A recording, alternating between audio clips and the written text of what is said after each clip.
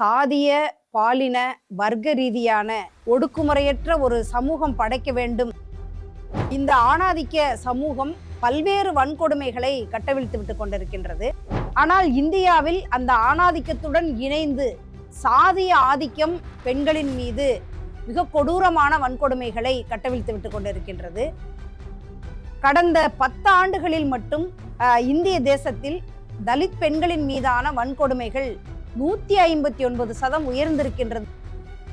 சராசரியாக இந்திய தேசத்தில் ஒரு ஆண்டிற்கு 11,000ற்கு மேற்பட்ட வழக்குகள் தலித் பெண்கள் மீதான வன்கொடுமை வழக்குகள் பதிவு செய்யப்படுகின்றன. தமிழகத்தை பொறுத்தளவில் கடந்த 2024ஆம் ஆண்டு 1777 வழக்குகள் தலித்களின் மீதான சாதிய ஒடுக்குமுறை வழக்குகள் பதிவாகி இருக்கின்றது. குறிப்பாக அதில் 137 வழக்குகள் என்பது பெண்களின் மீதான பாலியல் வன்கொடுமை வழக்கு. தன்னுடைய நண்பர்களோடு சேர்ந்து கூட்டாக பலாத்காரம் செய்து அந்த குழந்தையினுடைய கருப்பையில் இருந்த சிசுவை எடுத்து எரித்து அந்த குழந்தையை அந்த கருவை எரித்து விட்டு நந்தினியையும் படுகொலை செய்து விட்டார். தலித் பெண்கள் அல்லது தலித் குழந்தைகள் இவர்களுடைய உடலை தொட்டால் அல்லது பாலியல் சீண்டல் செய்தால் யாரும் எதுவும் செய்ய மாட்டார்கள். அவள் உடலை தொடுவதற்கு எனக்கு அதிகாரம் இருக்கின்றது என்று சொல்லுகின்ற சாதிய ஆதிக்க சிந்தனை தான் இந்த படுகொலையில் இந்த பாலின வன்கொடுமையில் இருக்கின்றது. பொதுவாக பெண்கள் குழந்தைகளின் மீதான வன்கொடுமைகள் தமிழகத்தில் இந்திய தேசத்தில் அதிகரித்து வருகின்றதா என்று கேட்டால் நிச்சயமாக அதிகரித்து வருகின்றது. இவ பொம்பளை தான், இவளை தொட்டா எதுவும் கேட்கறதுக்கு இல்லை, இவ என்னுடைய உடைமை என்று எண்ணுகின்ற ஒரு ஆணாதிக்க பாலின ஆதிக்க சிந்தனை. தமிழ்நாடு தீண்டாமை ஒழிப்பு முன்னணி இதுவரை 25ற்கு மேற்பட்ட இது போன்ற தீண்டாமை சுவர்களை நாங்கள் உடைத்திருக்கின்றோம். அவர்கள் பக்கத்துல குடியிருக்கவே கூடாது என்று நினைப்பவர்கள் எத்தகைய ஆதிக்க மனநிலையோடு இந்த பட்டியல் சமூக மக்களிடம் நடந்துகொள்வார்கள் என்பதை நாம் அது ஒரு எம்எல்ஏவாக இருந்தாலும், ஒரு உள்ளாட்சி தலைவராக இருந்தாலும், ஒரு பெண்ணாக இருந்தால் ஒரு படி கீழே தான் அவர்கள் பார்க்கப்படுகின்ற ஒரு மோசமான ஒரு சூழலிலே நாம் வாழ்ந்து கொண்டிருக்கின்றோம். ஆண் பெண் கல்வியை நாம ஒப்பிடும் போது பெண்களுக்கான கல்வி வாய்ப்புகள் என்பது குறைவு ஆண்களை விட. அதை விட பட்டியல் சமூக பெண்களுக்கு அதை விட குறைவு அப்படிங்கிறத நம்ம பார்க்க வேண்டியது. ஒரு சமத்துவ சமூகம் படைக்க வேண்டும் என்ற சிந்தனை இருக்கின்ற அனைவரும் இந்த மாநாட்டிற்கு உங்களுடைய ஆதரவை தர வேண்டும். அனைவருக்கும் வணக்கம். இந்திய அரசியலமைப்பு சட்டம் இந்தியாவில் பிறந்திருக்கின்ற ஒவ்வொருவருக்கும் சம உரிமைகளை கொடுத்திருக்கின்றது. ஆனால் இந்தியாவில் அரசியலமைப்பு சட்டத்திற்கும் மேலாக ஒரு ஆதிக்கம் படைத்த ஒரு சட்டமாக வர்ணாசிரம தர்மத்தை கொண்டு வர வேண்டும் என்ற ஒரு மிகப்பெரிய முயற்சி நடந்து வருவது நமக்கெல்லாம் தெரியும். அந்த அடிப்படையில் ஒரு சாதிய பாலின வர்க்க ரீதியான ஒடுக்குமுறையற்ற ஒரு சமூகம் படைக்க வேண்டும் என்ற உன்னதமான நோக்கத்திற்காக தமிழ்நாடு தீண்டாமை ஒழிப்பு முன்னணி போராடி வருகின்றது. அத்தகைய நோக்கத்தை முன்வைத்து எங்களுடைய பயணத்தில் இப்போது தமிழ்நாடு தீண்டாமை ஒழிப்பு முன்னணி தலித் பெண்களுக்கான ஒரு சிறப்பு மாநாட்டை திட்டமிட்டு இருக்கின்றது. தலித் பெண்களுக்கான சமூக பொருளாதார கோரிக்கை மாநாடு அந்த மாநாடு. ஏனென்றால் தமிழகத்திலே இந்திய தேசத்திலே பொதுவாக பெண்களின் மீது, இன்னும் சொல்ல போனால் உலகம் முழுவதிலும் இந்த ஆணாதிக்க சமூகம் பல்வேறு வன்கொடுமைகளை கட்டவிழ்த்து விட்டு கொண்டிருக்கின்றது. ஆனால் இந்தியாவில் அந்த ஆணாதிக்கத்துடன் இணைந்து சாதிய ஆதிக்கம் பெண்களின் மீது மிக கொடூரமான வன்கொடுமைகளை கட்டவிழ்த்து விட்டு கொண்டிருக்கின்றது. குறிப்பாக தலித் பெண்களின் மீது. தலித் பெண்களின் மீதான வன்கொடுமைகள் பல்வேறு வடிவங்களில் மிக மோசமாக அதிகரித்து வருகின்றது. கடந்த 10 ஆண்டுகளில் மட்டும் இந்திய தேசத்தில் தலித் பெண்களின் மீதான வன்கொடுமைகள் 159% உயர்ந்திருக்கின்றது என்பது மிகவும் அதிர்ச்சி அளிக்கக்கூடிய விஷயம். தலித் பெண்களின் மீதான பாலியல் வன்கொடுமைகள், தலித் பெண்கள் மீது பெண்கள் கடத்தப்படுவது, தலித் சிறுமிகள் பாலியல் வன்கொடுமைக்கு உள்ளாக்கப்படுவது, அல்லது அவர்களின் மீதான பாலியல் சீண்டல் வழக்குகள், இப்படிப்பட்ட ஏராளமான வடிவங்களில் தலித் பெண்களின் மீதான வன்கொடுமைகள் நாளுக்கு நாள் அதிகரித்து சென்று கொண்டே இருக்கின்றது. சராசரியாக இந்திய தேசத்தில் ஒரு ஆண்டிற்கு 11,000ற்கு மேற்பட்ட வழக்குகள் தலித் பெண்கள் மீதான வன்கொடுமை வழக்குகள் பதிவு செய்யப்படுகின்றன. தமிழகத்தை பொறுத்தளவில் கடந்த 2024ஆம் ஆண்டு 1777 வழக்குகள் தலித்களின் மீதான சாதிய ஒடுக்குமுறை வழக்குகள் பதிவாகி இருக்கின்றது. குறிப்பாக அதில் 137 வழக்குகள் என்பது பெண்களின் மீதான பாலியல் வன்கொடுமை வழக்கு. அதிலேயும் 91 குழந்தைகள், தலித் குழந்தைகள் பாலியல் வன்கொடுமை செய்யப்பட்டிருக்கின்றார்கள் என்பது மிகவும் அதிர்ச்சியான ஒரு தகவல். அதாவது நமக்கெல்லாம் நினைவிருக்கும் 2 தமிழகத்தில் நடந்த ஒரு 2 குழந்தைகளின் மீதான பாலியல் வன்கொடுமை படுகொலை. ஒன்று அரியலூர் நந்தினியினுடைய வழக்கு. அரியலூர் நந்தினிக்கு வயது 15. அவள் அதே கிராமத்தை சார்ந்த ஒரு சாதிய ஆதிக்கவாதியால் காதலிப்பதாக ஏமாற்றப்பட்டாள். காதலிப்பதாக கூறி நந்தினியை பாலியல் வன்கொடுமை செய்து அந்த நந்தினி என்ற 15 வயது குழந்தை கர்ப்பமாகிவிட்டார். ஒன்றும் அறியாத அந்த குழந்தை அவனிடம் போய் என்னை நீ கல்யாணம் பண்ணிக்கோ, வேற வழியே இல்லை, நான் இப்ப கர்ப்பமாயிட்டேன்னு சொல்லிட்டு கெஞ்சி இருக்கா. ஆனா அந்த மணிகண்டன் என்ற அந்த ஒரு குற்றவாளி, அவன் இந்து முன்னணியை சார்ந்தவன், இந்து முன்னணியினுடைய ஒன்றிய செயலாளர். நான் திருமணம் செய்து கொள்வதாக அவளை அழைத்து சென்று தன்னுடைய நண்பர்களோடு சேர்ந்து கூட்டாக பலாத்காரம் செய்து அந்த குழந்தையினுடைய கருப்பையில் இருந்த சிசுவை எடுத்து எரித்து அந்த குழந்தையை அந்த கருவை எரித்து விட்டு நந்தினியையும் படுகொலை செய்து விட்டார். உண்மையிலே இது தமிழகத்தை உலுக்கிய மிக கொடூரமான ஒரு தலித் குழந்தையின் மீதான பாலியல் வன்கொடுமை படுகொலை. அதே போல சேலத்தில் ராஜலட்சுமி என்ற ஒரு குழந்தை, அது 15 வயது குழந்தை, பக்கத்து வீட்டில் தண்ணீர் எடுப்பதற்காக சென்ற ஒரு குழந்தை.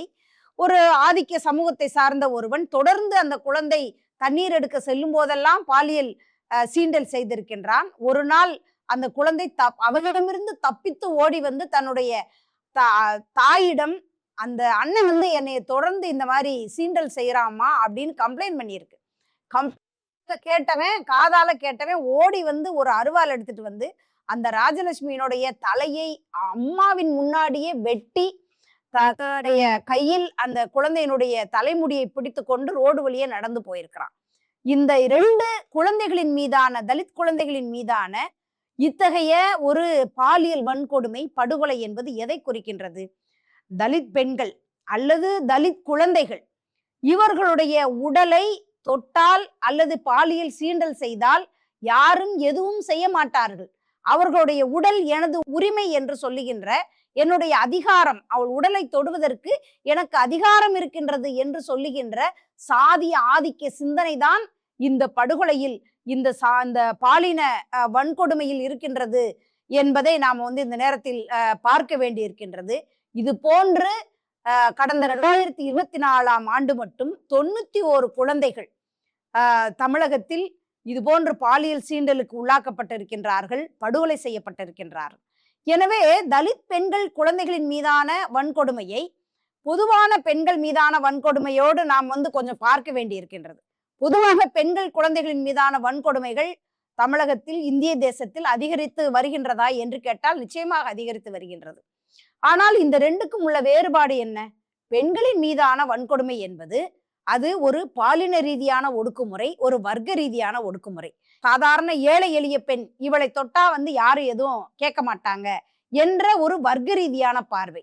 இன்னொரு புறம் பாலியல் ரீதியான ஒரு பாகுபாடு. இவ பொம்பளை தான், இவளை தொட்டா எதுவும் கேட்கறதுக்கு இல்லை, இவ என்னுடைய உடைமை என்று எண்ணுகின்ற ஒரு ஆணாதிக்க, பாலின ஆதிக்க சிந்தனை.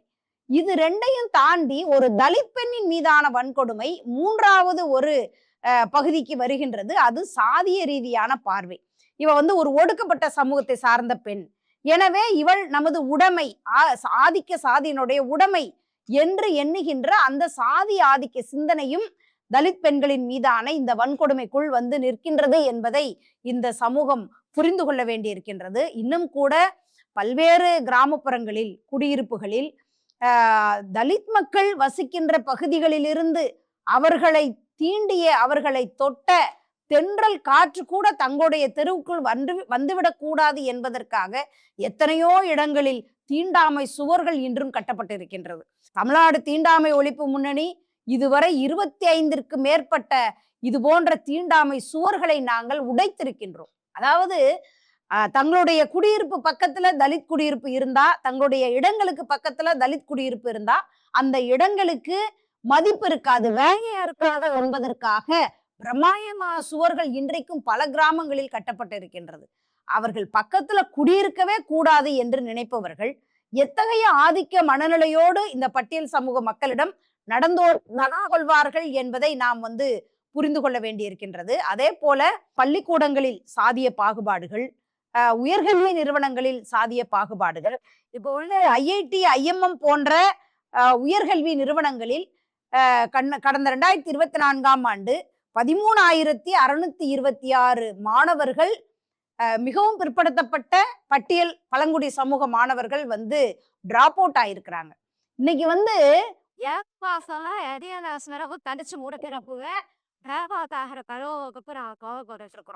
அது ஒரு அடிப்படையான கல்வி, அதுல டிராப் அவுட் ஆயிடக்கூடாது. அதுக்கு பள்ளிக்கல்வித்துறை எவ்வளவோ முயற்சி எடுக்குது. ஆனா நாம பாக்குறது ஐஐடி, ஐஎம்எம் போன்ற உயர்கல்வி நிறுவனங்களில் சாதிய ரீதியாக ஒடுக்கப்பட்ட பகுதி மாணவர்கள் போய் சேருவதே ஒரு மிகப்பெரிய கனவு.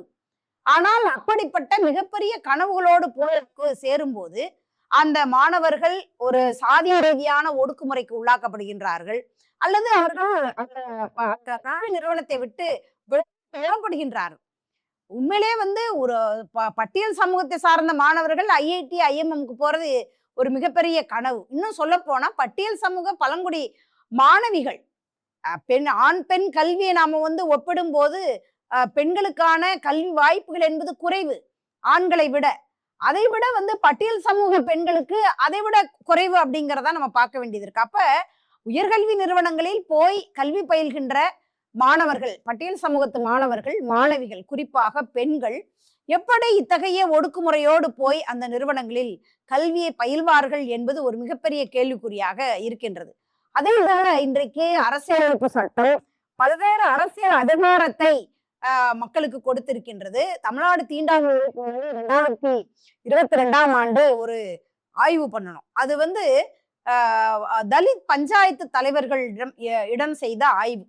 பஞ்சாயத்துக்கள்ல மக்களால் தேர்ந்தெடுக்கப்பட்ட பிரதிநிதிகள் 204 பெண் பஞ்சாயத்து தலைவர்கள்ல 15 பெண் பஞ்சாயத்து தலைவர்கள் அவர்கள் தங்களுடைய அதிகாரத்தை பயன்படுத்துகின்ற இடத்தில், தேர்ந்தெடுக்கப்பட்ட பிரதிநிதிகளாக தன்னுடைய அதிகாரத்தை பயன்படுத்துகின்ற இடத்தில் ஒரு தலித் பெண் என்பதால் இழிவுபடுத்தப்பட்டிருக்கின்றார்கள் என்று எங்களுடைய ஆய்வு சொல்லுகின்றது. குறிப்பாக பாலின ரீதியான பாகுபாட்டை, சாதிய ரீதியான பாகுபாட்டை அவர்கள் சந்தித்திருக்கின்றார்கள். எனவே அது ஒரு எம்எல்ஏவாக இருந்தாலும், ஒரு உள்ளாட்சி தலைவராக இருந்தாலும், ஒரு பெண்ணாக இருந்தால் ஒரு படி கீழேதான் அவர்கள் பார்க்கப்படுகின்ற ஒரு மோசமான ஒரு சூழலிலே நாம் வாழ்ந்து கொண்டிருக்கின்றோம். எனவே இந்திய அரசியலமைப்பு சட்டம் கொடுத்திருக்கின்ற சம உரிமையை அனைவரும் பெற வேண்டும். குறிப்பாக இவ்வளவு மிக மோசமான மனநிலையில இருக்கின்ற இந்த ஆதிக்க சமூகத்திற்குள் குறிப்பாக தலித் தங்களுக்கு அந்த சம உரிமை பாதுகாக்கப்பட வேண்டும் என்பதற்காகத்தான் தமிழ்நாடு தீண்டாமை ஒழிப்பு முன்னணி ஒரு சிறப்பு மாநாட்டை சென்னையிலே நாங்கள் நடத்த இருக்கின்றோம். இது குறித்து தமிழகம் முழுவதிலும் நாங்கள் ஒரு ஆய்வை செய்கின்றோம். அந்த தலித் பெண்களுக்கான கல்வி வாய்ப்பு இதுவரை எப்படி இருந்திருக்கின்றது, அவர்களுடைய பொருளாதார நிலைமை எப்படி இருந்திருக்கின்றது, அவர்கள் எத்தனை சதவீதம் பேர்ல நிலம் பட்டா இருக்கின்றது, வீடு இருக்கின்றது, அவர்கள் வேலை செய்கின்ற இடத்தில் அவர்களுக்கு எத்தகைய பாதுகாப்பு இருக்கின்றது, அதே போல உள்ளாட்சி பிரதிநிதிகளாக தேர்ந்தெடுக்கப்பட்ட தலித் பெண் பஞ்சாயத்து தலைவர்கள் எத்தகைய அதிகாரத்தோடு அவர்கள் அரசியலமைப்பு சட்டம் கொடுத்திருக்கின்ற அந்த உரிமையை எப்படி அனுபவித்திருக்கின்றார்கள் என்பது குறித்த ஆய்வை தமிழகம் முழுவதிலும் நாங்கள் எடுத்து அந்த ஆய்வு அறிக்கையின் மூலமாக எங்க தமிழக அரசாங்கத்துக்கு எங்களுடைய கோரிக்கைகளை நாங்கள் முன்வைத்து தலித் பெண்களுக்கான சமூக பொருளாதார போராட்ட ஆராட்டை நாங்கள் முன்னெடுக்க இருக்கின்றோம். அந்த வகையிலே தமிழகம் முழுவதிலும் இருந்து ஒரு 1000 பிரதிநிதிகள் அந்த மாநாட்டில மார்க்சிய கம்யூனிஸ்ட் கட்சியினுடைய மத்திய குழு உறுப்பினரும் டிஎஸ்எம்எம் அகில இந்திய தலைவர்களில் ஒருவருமான அருமை தோழர் சுபாஷினி அலி அந்த மாநாட்டிலே கலந்து கொள்கின்றார்கள். இன்னும் பல்வேறு எழுத்தாளர்கள், சமூக செயல்பாட்டாளர்கள், திரைக்கலைஞர்கள் அவர்கள் எல்லாம் கலந்து கொள்கின்றார்கள். இந்த மாநாடு மிக சிறப்பாக நடைபெறுவதற்கு ஒரு சமத்துவ சமூகம் படைக்க வேண்டும் என்ற சிந்தனை இருக்கின்ற அனைவரும் இந்த மாநாட்டிற்கு உங்களுடைய ஆதரவை தர வேண்டும் என்று கேட்டுக்கொள்கின்றேன். வணக்கம்.